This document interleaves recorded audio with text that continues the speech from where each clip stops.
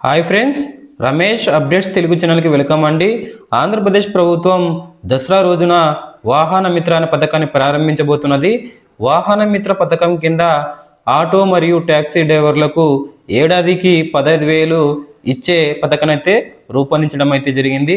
కాబట్టి వాహన మిత్ర పథకాన్ని ఏ విధంగా అప్లై చేసుకోవాలి, ఎవరు అర్హులు, ఎక్కడ అప్లై చేసుకోవాలి వంటి విషయాలను ఈ వీడియోలో వివరించడం జరుగుతుంది.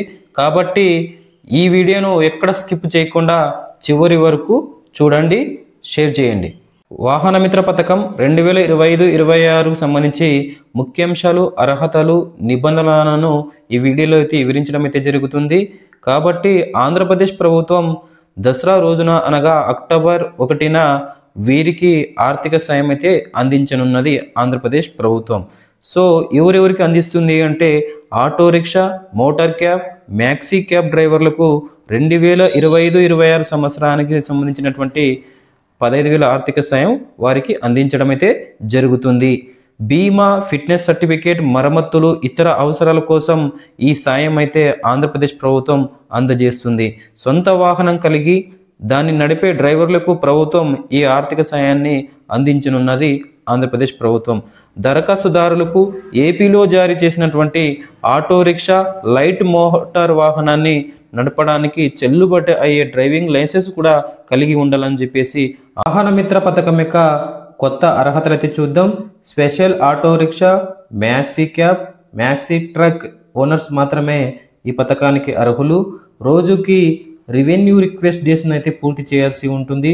లేబర్ కమిటీ మరియు కుటుంబ సంక్షేమ సమితి సభ్యత్వం అయితే తప్పనిసరిగా కలిగి ఉండాలని కూడా ప్రభుత్వం పేర్కొనడం అయితే జరిగింది.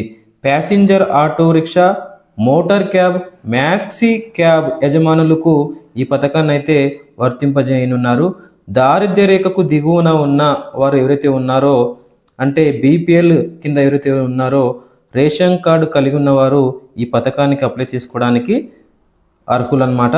దరఖాస్తు లేదా కుటుంబ సభ్యులు ప్రభుత్వ ఉద్యోగి కానీ పెన్షనర్గా కానీ ఉంటే ఈ పథకానికైతే వారు అనర్హులు. పారిశుద్ధ్య కార్మికుల కుటుంబాలకు ఈ పథకం నుండి మినహాయింపు ఇవ్వడం జరిగింది.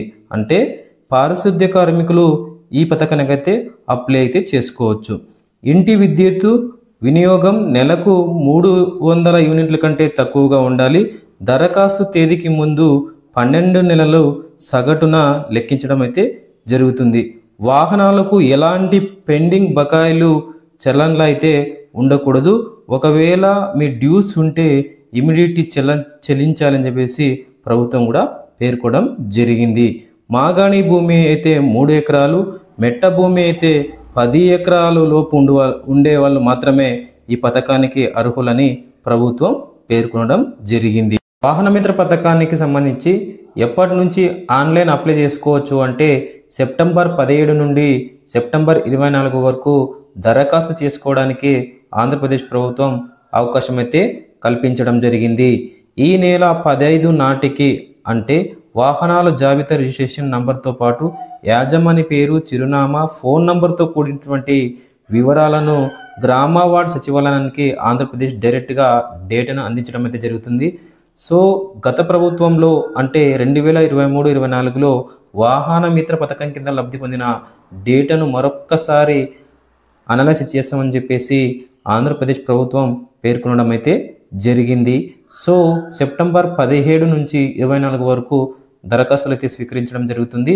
దానికి అవసరమైనటువంటి డాక్యుమెంట్స్ డ్రైవింగ్ లైసెన్స్, వాహన రిజిస్ట్రేషన్ సర్టిఫికేట్ అంటే ఆర్సీ, బ్యాంక్ ఖాతా వివరాలు, ఆధార్ కార్డు వంటివి తీసుకుని వెళ్ళి గ్రామ వార్డ్ సచివాలయంలో అప్లై చేసి 2025-26 ఆర్థిక సంవత్సరంలో వాహన మిత్ర పథకం కింద డ్రైవర్లకు ఆంధ్రప్రదేశ్ ప్రభుత్వం ఆర్థిక సాయం అయితే అందించడం జరుగుతుంది.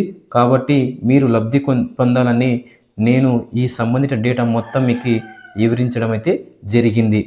సో వాహన మిత్ర పథకం కింద అక్టోబర్ 1న ఆంధ్రప్రదేశ్ కూటమి ప్రభుత్వం డ్రైవర్లకు అందించడం అయితే జరుగుతుంది.